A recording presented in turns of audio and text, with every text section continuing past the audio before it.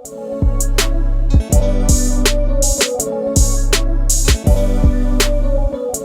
के रूहानी पेशवा बाबा गुरु नानक के 552वें दिन के तकरीबात जारी हैं, जबकि भारत समेत दीगर ममालिक से आए हुए सिख यात्रियों ने आज गुरुद्वारा सच्चा सौदा शेखुपुरा में अपनी मजहबी रसूमात अदा की।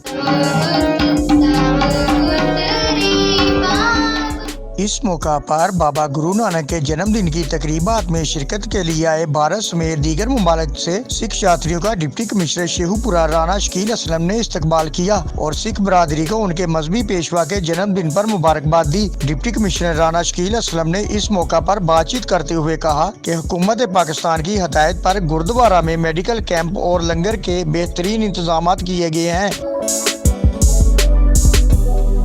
सिख यात्रियों को वीआईपी मेहमानों का दर्जा दिया गया है और उनके लिए सिक्योरिटी के भी बेहतरीन और फुल प्रूफ इंतजाम किए गए हैं। कैमरामैन सुलेमान खां के साथ गुलाम बास गिल, नुमाइंदा औसाब, डिजिटल न्यूज शेखुपुरा।